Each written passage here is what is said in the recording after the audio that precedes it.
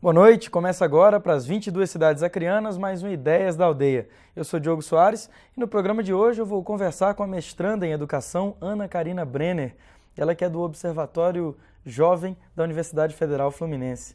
Boa noite, Ana, seja bem-vinda ao Ideias. Boa noite, muito obrigada. Ana, eu disse que você é representante ou faz parte, é uma pesquisadora do Observatório Jovem da Universidade Federal Fluminense. Eu queria começar essa entrevista justamente perguntando o que vem a ser o Observatório. O Observatório ele é um projeto de extensão ligado à Universidade Federal Fluminense, e especificamente ao programa de pós-graduação em educação, que são os programas de mestrado e doutorado. A gente, como projeto de extensão, além de fazer extensão, a gente articula ensino e pesquisa. Tem 2 pesquisas em andamento, promoveu já alguns cursos de formação para jovens lideranças, para educadores, para alunos do próprio curso de mestrado, que são alunos que estão assim meio numa faixa de transição da juventude para a idade adulta. E a gente dá apoio à articulação de movimentos e de grupos juvenis. E, Ana, o projeto se divide em 3 eixos temáticos.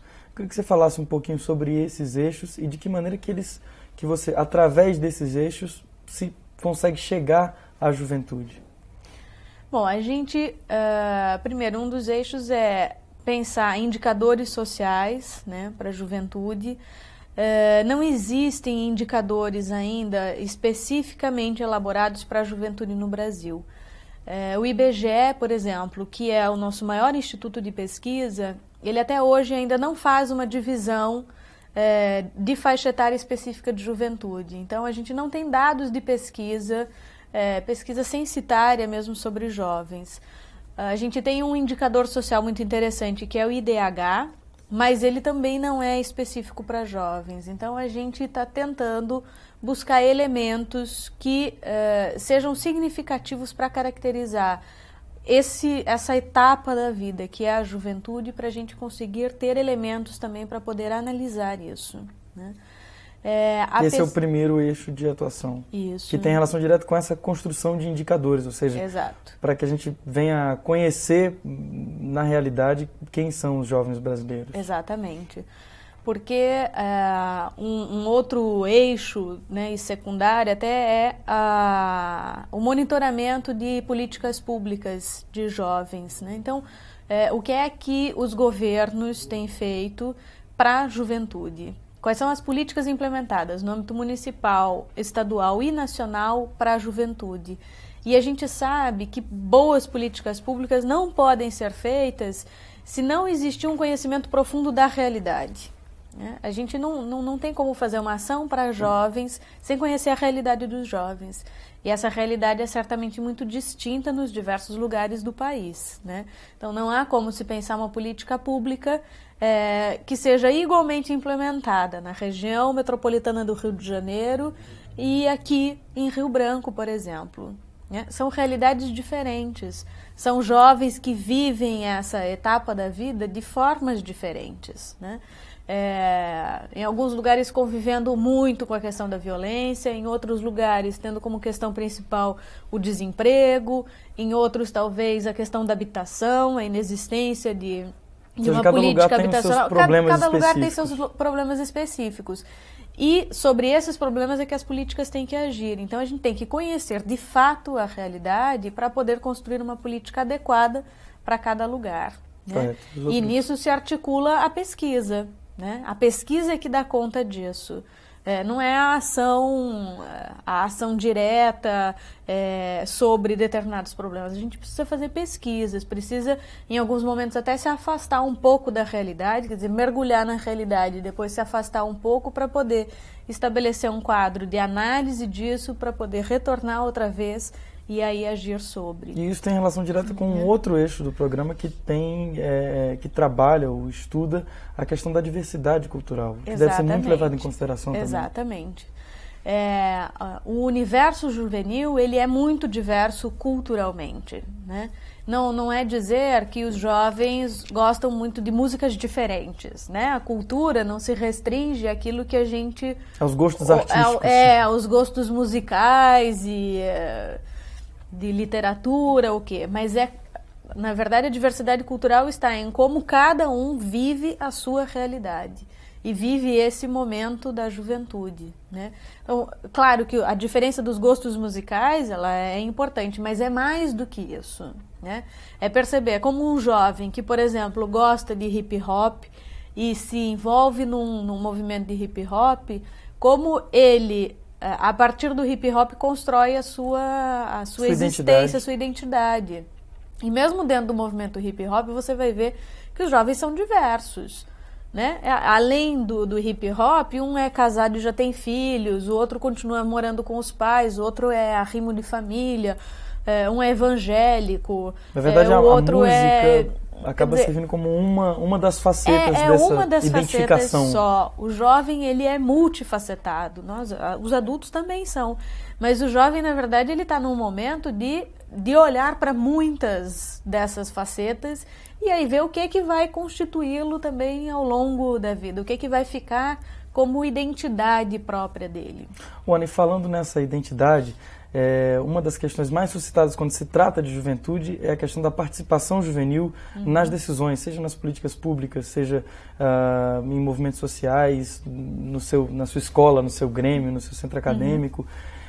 Como é que isso... Existe um eixo do projeto que também se destina a trabalhar essas questões específicas de participação da juventude na vida pública.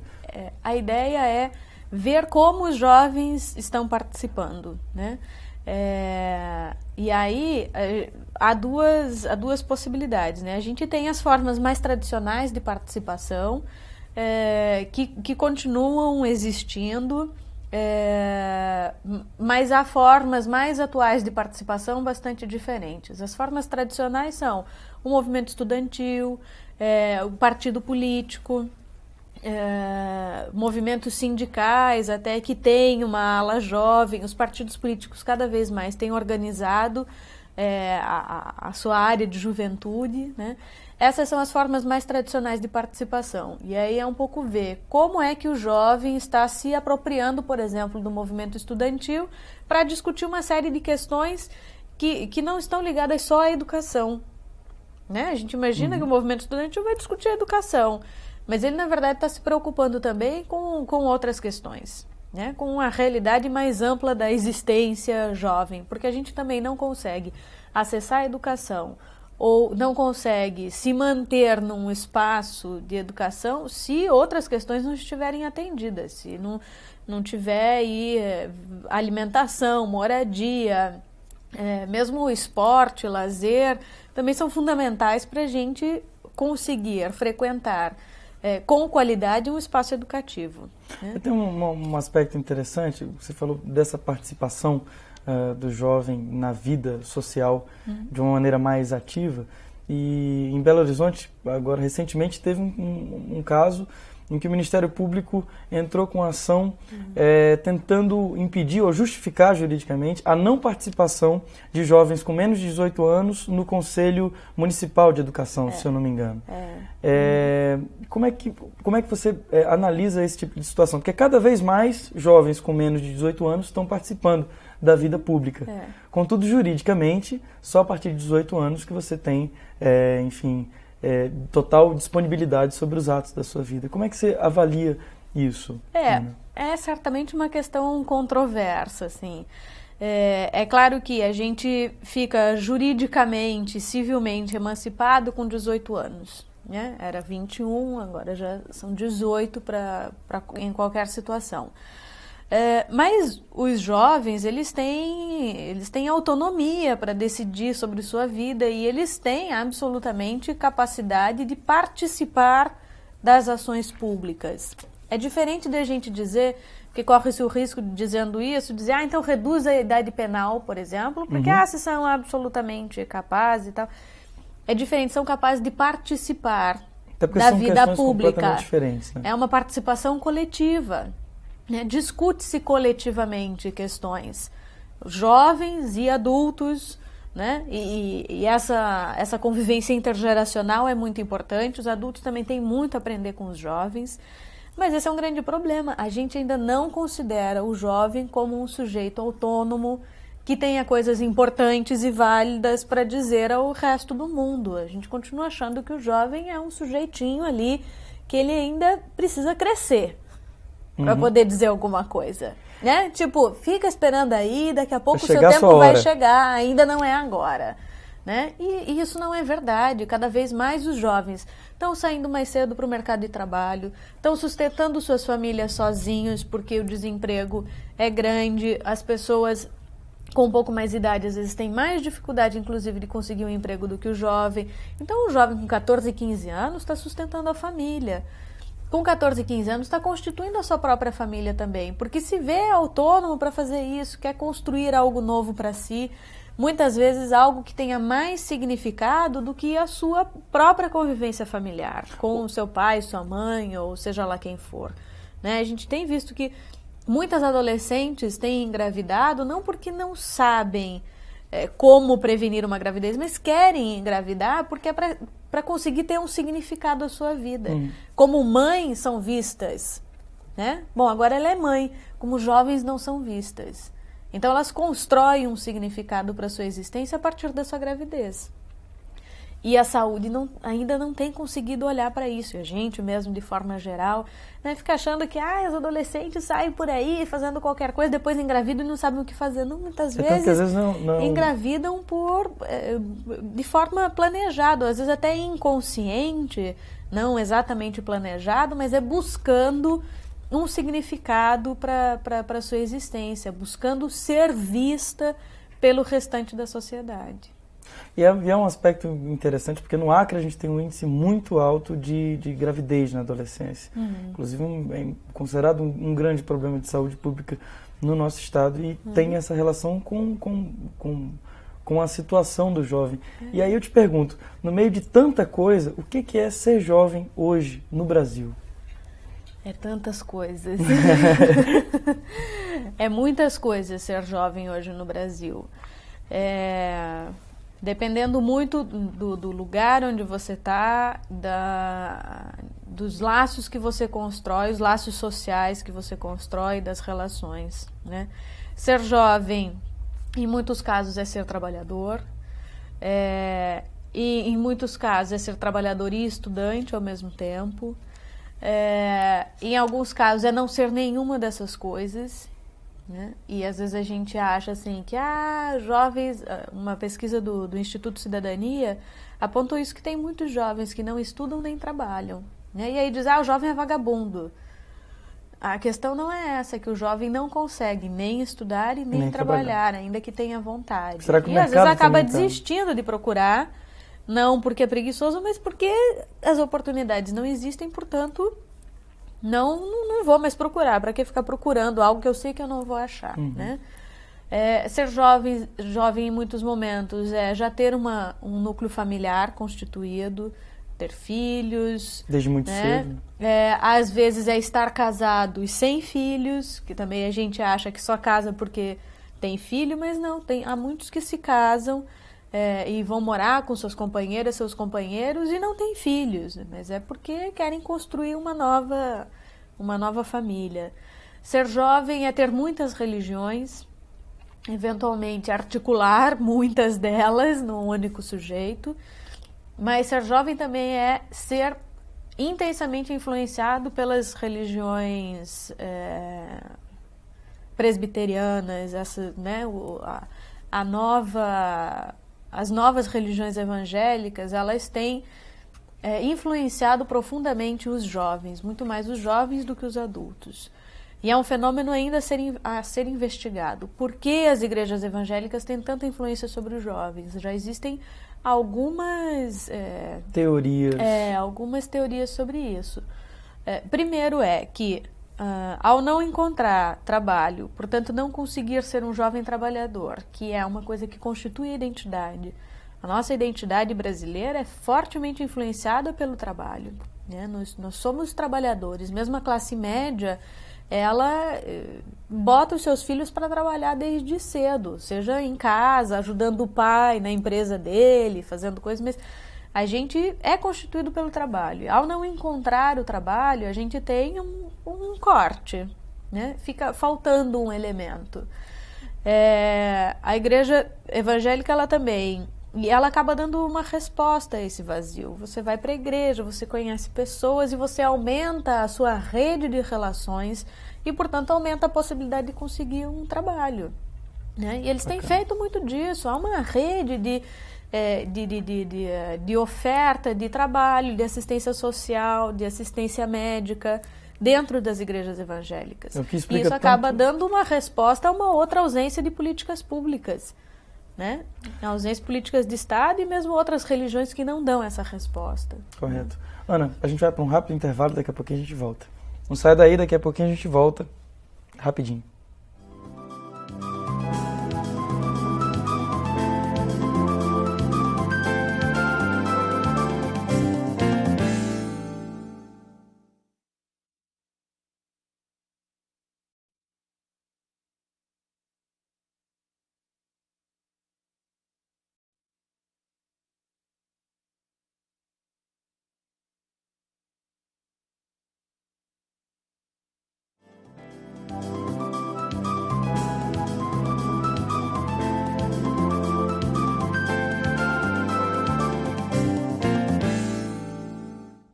Estamos de volta conversando com Ana Carina Brenner, ela que é do Observatório Jovem da Universidade Federal Fluminense.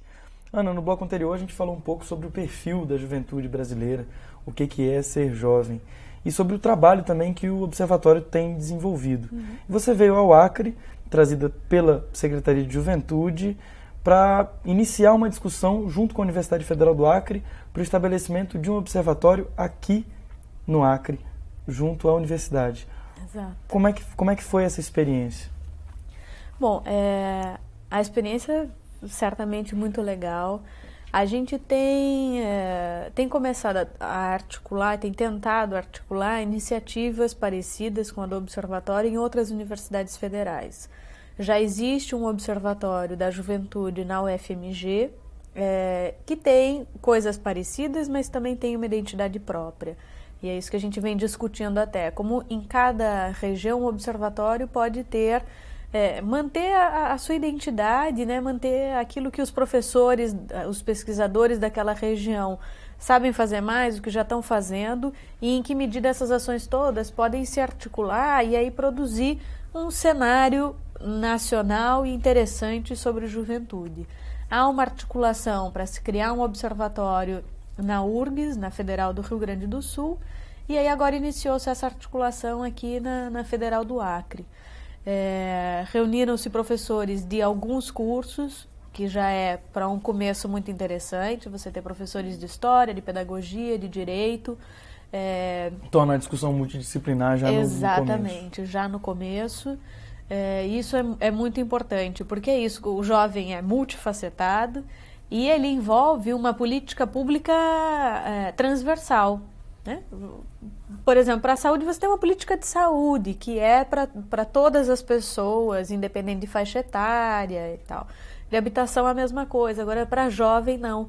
A política para a juventude, ela na verdade agrega todos os outros setores.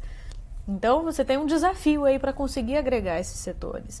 E tem também um desafio de agregar as diferentes áreas de conhecimento para produzir conhecimento sobre juventude. Então, já começa muito bem, tendo professores de diversas áreas e, melhor ainda, tendo a Pró-Reitoria como a articuladora maior disso dentro da universidade. Porque, claro que é a Pró-Reitoria que tem a maior capacidade de articulação. Claro. Né? Um departamento sozinho ele tem mais dificuldade de chamar os outros departamentos para participar. A Pró-Reitoria não, ela tem contato direto com todos, então ela consegue articular. Ana, e essa iniciativa se insere num processo que vem acontecendo no Acre, e que até nós conversávamos antes de começar a entrevista, que é um processo de valorização da juventude e de inserção da juventude também nas políticas públicas. Como é que você avalia isso também, como uma pesquisadora, vendo isso lá do Rio de Janeiro, essa experiência do Acre em inserir a juventude na pauta de governo? Eu acho super legal. É a segunda vez já que eu venho ao Acre. Não podia ser a resposta mais jovem. Super legal, é muito bom. Mas eu acho super legal, super bacana. É a segunda vez que eu venho ao Acre, e as duas vezes para discutir temas relativos à juventude. A primeira vez foi para discutir o Conselho de Juventude e agora para discutir a criação do Observatório. E eu acho que o Acre está sendo vanguarda na discussão da juventude. Na Constituição, primeiro de uma Secretaria Estadual de Juventude, que é algo diferente. Existem várias secretarias e coordenações municipais. Foi no âmbito municipal que tudo começou, digamos, né? A criação dessas instâncias específicas de juventude começou no âmbito municipal. E aqui conseguiram criar uma no âmbito estadual, que certamente já é mais difícil, porque, né, as instâncias vão ficando amplificadas e tendo demandas maiores e tal. Então, já conseguiu criar no âmbito estadual. O pessoal fez uma discussão super interessante sobre o Conselho, reuniu uma sociedade civil que eu acho, de fato, a gente pode dizer que é uma sociedade civil que existe mesmo, com suas contradições, com seus problemas, mas é isso que compõe uma sociedade civil. Se for uma sociedade civil homogênea, não adianta, desconfie, não adianta para muita coisa, porque se não houver algum tipo de conflitividade, a gente não constrói nada. Se todo mundo achar que está tudo muito bom do jeito que está, ou se todo mundo disser que para a juventude precisa disto daqui, ponto, isso não é interessante, né? Criar uma pauta única para todos não dá. Há que existir conflitos sobre os quais a gente atua e busque soluções. Até porque como a juventude é tão diversificada, os movimentos que representam a juventude também vão ser tão diversificados quanto. Exatamente. Então conseguiu já construir um conselho, né, que eu soube que já começou as suas atividades, com representantes, me parece, de todos os municípios. E ainda que não tivesse representação de todos os municípios, isso não seria um problema para eles. Os conselhos, de modo geral, eles têm representações regionais. Né? E esse é um grande desafio, inclusive, a gente enfrentar a coisa da representação. É um desafio, eu acho, que se coloca para a criação do Conselho Nacional, que está em discussão. Né? Como fazer essa representação nacional de uma sociedade civil que mal existe. Bom, não é o caso aqui do Acre. Existe quando uma a gente fala sociedade civil, que não existe organizada. Exato, né? Os movimentos, as organizações juvenis, movimentos estudantis, associações, grupos culturais, né? Isso faz parte da nova forma de participação. Os jovens têm criado novas formas de participar, diferentes só dos partidos e dos movimentos estudantis. São aquelas formas tradicionais que a gente falou no primeiro bloco. Exato. O jovem hoje se organiza em grupos de teatro, em grupos musicais, e não estão fazendo só teatro e só música. Eles estão, através do teatro, da música, da dança, da poesia, enfim, de diversas formas. Articulando a sua própria inserção. Articulando a sua inserção política. Estão fazendo política através de uma expressão cultural. Então, constituiu-se o conselho aqui e agora essa discussão sobre o observatório, criar um observatório articulando a universidade com o poder público municipal e estadual. Né? Então, é uma ação articulada e isso também é muito interessante. Também é uma dificuldade que a gente vive em outros lugares, conseguir articular essas instâncias, e aqui essa dificuldade já do princípio está sendo vencida. Pelo menos é o que parece até aqui. Vamos ver se consegue continuar assim. Dá pra gente dizer, tá tudo ótimo, eu não sei. Até aqui, tudo indica que o processo está sendo construído de forma muito interessante. Ana, a gente também conversava sobre um aspecto interessante com relação aos movimentos sociais juvenis, que é justamente a instabilidade desses movimentos. E isso prejudica, inclusive, na construção de dados que vão permitir saber quem é o jovem. Essa relação que a universidade vai ter, que o observatório vai passar a ter aqui no Acre, ela é uma relação que ela vai fortalecer dar mais densidade ao movimento juvenil? Pode. Ela tem como diretamente fazer isso? Tem como. Depende das escolhas que as pessoas que compuserem esse observatório vão fazer. É um pouco o que a gente discutiu aí nessa possibilidade de criação. Cada observatório tem a sua identidade, né? E uma das possibilidades é dar apoio a redes de jovens, né? A gente lá no Rio de Janeiro faz isso, a gente apoia a rede Jovens em Movimento, que foi criada em 2002. A gente não organiza essa rede, a gente não foi atrás dos jovens para fazê-la, mas começou a surgir uma certa mobilização e a gente deu apoio. A universidade, ela tem, ainda que tenha muitas precariedades e dificuldades, mas ela tem uma estrutura que facilita a organização, né? Há um espaço físico, há um lugar de referência, há equipamentos, né, que facilitam a mobilização. Então, de fato, um observatório como esse pode sim ajudar a fortalecer a mobilização, pode, fazendo pesquisas, contribuir para se conhecer a realidade do jovem, e à medida em que essas pesquisas têm resultados e são divulgadas, o poder público pode absorver essas informações e elaborar novas políticas que sejam condizentes com a realidade local, né? E nesse sentido, é claro que também se fortalece o movimento juvenil, porque aí ele também vai precisar, ele acaba sendo inclusive pressionado pelo próprio Estado para que ele discuta suas demandas, né? Do tipo, tudo bem, vocês estão aí agora, qual é o problema de vocês? Qual é a questão? A gente tem que saber para poder fazer alguma coisa, né?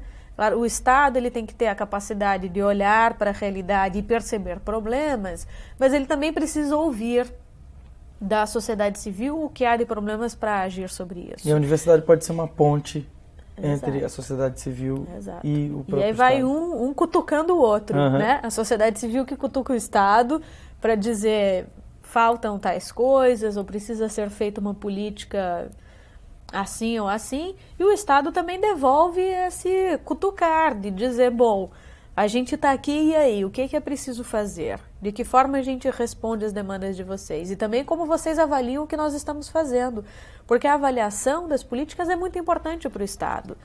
Saber o que é que os sujeitos que estão sendo alvo dessa política, né, que estão vivendo a implementação dessa política, o que eles acham disso? Se ela precisa ser alterada em algum jeito, se ela está causando o impacto desejado, ou se não. Enfim, essa avaliação também é muito importante. Isso no Rio de Janeiro você já tem sentido isso? Quanto tempo já tem o observatório no Rio? Tem quase 3 anos, ele foi criado em 2002. A gente tem produzido, a gente está agora envolvido em 2 pesquisas especificamente. Mas a pesquisa, ela é uma coisa de longo prazo, né? Ela leva um certo tempo para começar a produzir resultados. Para você analisar uma realidade grande como o Rio de Janeiro e fazer diagnóstico e tal. Então é um pouco mais demorado, não é como você fazer ação direta, que você vai lá, faz e aí vê. Tem 20 atendimentos, 15 bem-sucedidos, 5 não, e, né? E pronto, então, fecha o balanço. Está trabalhando com extensão também. Exato. Então, a universidade, ela tem um tempo lento, que é um tempo lento importante. A gente não pode só agir na loucura do dia a dia. A gente precisa que alguém, pelo menos, fique um pouco mais devagar para analisar. A gente agora está começando a lançar alguns resultados dessa pesquisa que a gente fez na região metropolitana do Rio de Janeiro. Essa pesquisa, na verdade, se integra a uma pesquisa nacional com 9 regiões metropolitanas, e agora a gente começa a lançar os resultados. A gente tem no Rio algumas dúvidas em relação a como o poder público vai absorver isso, porque a gente vive uma realidade política muito específica lá, de 2 governos no âmbito municipal e no estadual, muito autoritários, cada um autoritário ao seu modo, mas muito impermeáveis à voz da sociedade civil. Né? Eles não absorvem isso, governam meio individualmente. Eles são os governantes, estão lá para fazer o que quiserem. Mas é uma dificuldade muito particular do Rio de Janeiro, que não pode ser generalizada para o restante do país. Eventualmente aqui e ali também se encontra, mas no Rio de Janeiro essa é uma característica muito específica.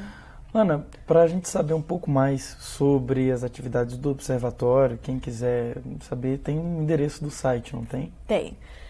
O site é www.uff.br/obsjovem.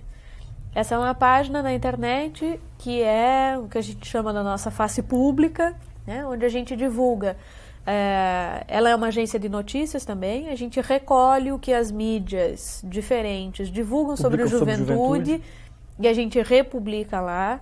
A gente produz notícia, faz entrevistas, reportagens sobre temas emergentes da juventude e, eventualmente, a gente produz também alguma análise sobre o que a mídia produz sobre os jovens. Bacana. Ana, muito obrigado pela tua participação aqui no Ideias da Aldeia. Eu é que agradeço a possibilidade. Bacana, muito legal então, né? Muito obrigado também às 22 cidades do Acre que acompanharam esse bate-papo sobre juventude. Até a próxima, a gente se vê.